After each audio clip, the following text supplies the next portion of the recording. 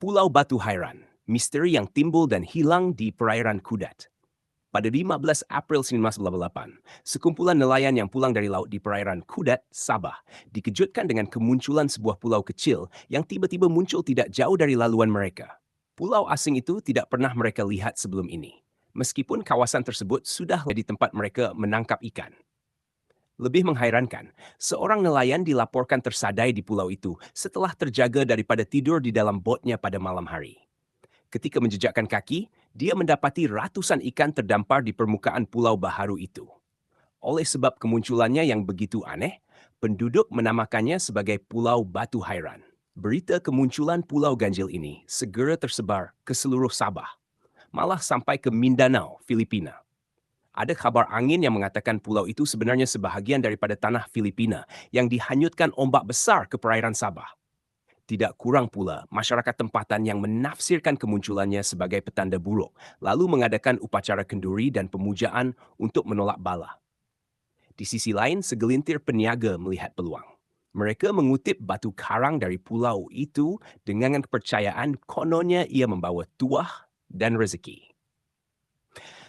Walaupun cerita-cerita mistik berlegar di kalangan masyarakat, kajian ilmiah tetap dijalankan.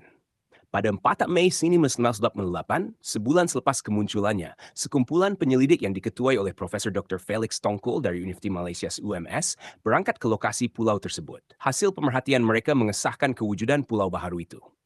Terletak kira-kira 70 km dari Kudat, di sebelah timur Pulau Banggi. Pulau ini berbentuk bulat dengan diameter sekitar 60 hingga 70 meter, lebih kurang sebesar sebuah padang bola sepak, serta ketinggiannya 2 hingga 3 meter dari paras laut.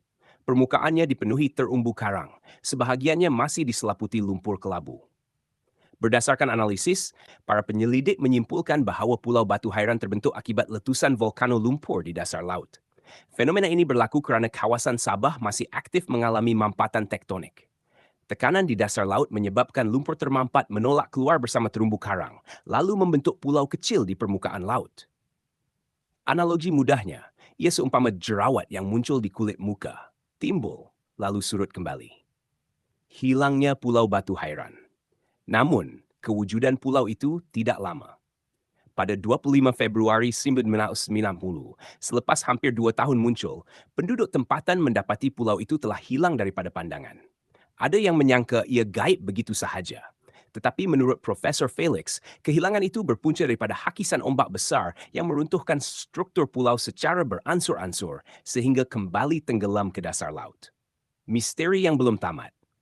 Walaupun Pulau Batu Hairan telah lenyap, proses geologi di perairan Sabah masih terus berlaku. Ahli geologi percaya, tidak mustahil pulau yang sama atau pulau baharu seumpamanya akan muncul lagi di lokasi itu suatu hari nanti. Sejarah ringkas ini mengingatkan kita bahawa bumi sentiasa hidup dan bergerak. Bagi masyarakat tempatan, ia menjadi kisah penuh misteri yang diwarisi turun-temurun. Bagi ahli sains pula, ia bukti bagaimana kuasa alam boleh membentuk dan melenyapkan daratan dalam sekelip mata. Sifu,